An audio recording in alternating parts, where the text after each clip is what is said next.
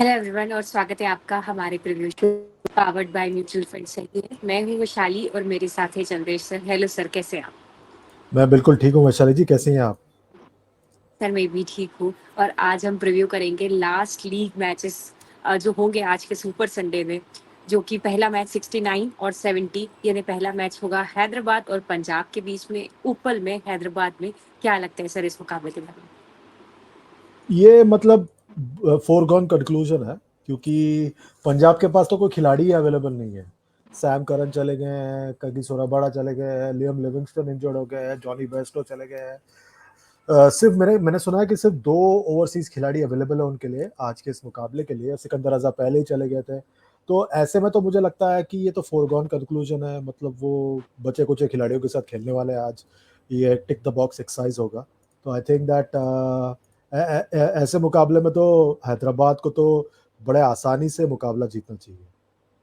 बिल्कुल, we hope कि rain permits, क्योंकि काफ़ी 2 दिनों से बारिश हो रही है हैदराबाद में और पिछला मुकाबला भी जीटी के अगेंस्ट वॉश आउट हुआ था।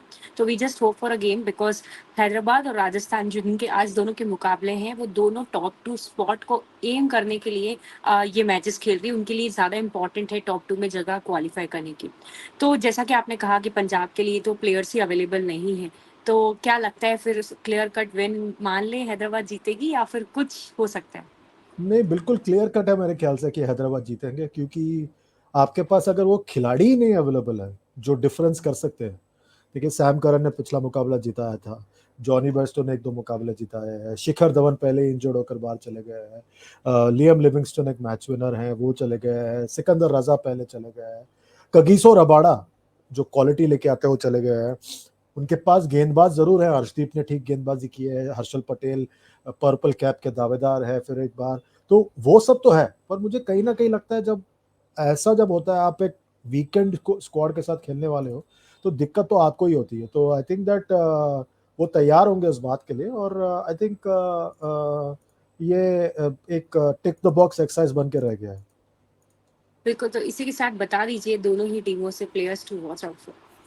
देखिए, जहाँ तक हैदराबाद की बात है, ट्रेविस हेड मेरे लिए, मैं देखना चाहता हूँ उनको फिर एक बार।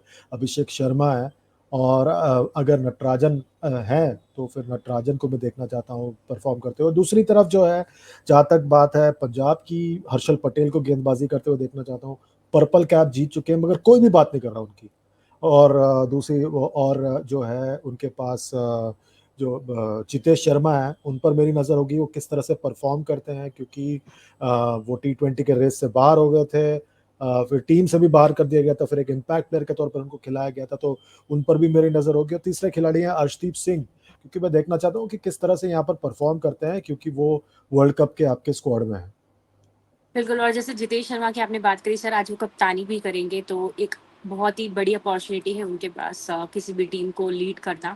और उस तरीके से जैसे उनका इस बार सीज़न रहा है, शायद एक इम्पैक्ट छोड़ना चाहे अपने परफॉर्मेंस से। जब प्लेयर्स अवेलेबल नहीं है तो देखना होगा कि किस हिसाब से अपना कैरेक्टर लेकर आते हैं। और विन प्रेडिक्शन तो आपने ऑलरेडी बता दिया है हैदराबाद। तो आप लोग भी कमेंट करके बताइए आपको क्या लगता है कौन जीत रहा है इस मुकाबले को, और हम होप करेंगे कि हमें एक फुल फ्लेजेड मुकाबला देखने मिले। आगे बढ़ते यही हैं उम्मीद। Match number 70। सर कह रहे थे नहीं, कुछ आप? नहीं, मैं कह रहा था यही उम्मीद है कि पूरा मैच देखने मिले। पिछले 2-3 दिनों में बरसात इतना हुआ है, तो मुश्किल रहा है सभी चाहने वालों को गेम के लिए। बिल्कुल। अब आगे बढ़ते हैं, बात कर लेते हैं मैच नंबर 70 और आखिरी लीग स्टेज का आईपीएल 2024 का ये मुकाबला जो खेला जाएगा कोलकाता और राजस्थान के बीच में गुवाहाटी में। जी हाँ, ये दोनों टीमें अभी तो टॉप पर बनी हुई है और राजस्थान चाहेगी कि फाइनली उनका वो लूजिंग स्ट्रीक तोड़कर ये मैच जीते और टॉप 2 में अपनी जगह पक्की करे। बट मुश्किल है क्योंकि उनके सामने है केकेआर। क्या लगता है सर इस मुकाबले में? दे सही करें आप, क्योंकि राजस्थान के लिए भी मुश्किल होने वाला है, क्योंकि मैं जैसे बार बार कहता हूँ, जीतना एक आदत है, हारना उससे भी बड़ी आदत है, और वो हारने की आदत उनको लग चुकी है। और देखिए, एक वक्त पर ऐसा लग रहा था बड़े आसानी से टॉप 2 में फिनिश कर जाएंगे, या तो टॉप में फिनिश करेंगे। पर उसके बाद एक जो हार होता है ना, उसके बाद लगातार एक सिलसिला बनता चला जाता है, और फिर कभी उससे रिकवर नहीं किया उन्होंने। और सबसे बड़ी बात यह कि जॉस बटलर जिन्होंने 2 शतक लगाया, उसके बाद वो वापस उनका फॉर्म चला गया, तो फिर वो इंग्लैंड वापस चले जा चुके हैं। ऐसा लग रहा है बैटिंग लाइनअप में ज़्यादातर सिर्फ़ एक ही बल्लेबाज पर निर्भर है, वो है कप्तान संजू सैमसन। रियान पराग ने थोड़ी बहुत बल्लेबाज़ी की है, पर उस तरह का इम्पैक्ट नहीं डाला उन्होंने, जैसे शुरुआत में डाल रहे थे। तो राजस्थान के लिए बहुत मुश्किल होगा।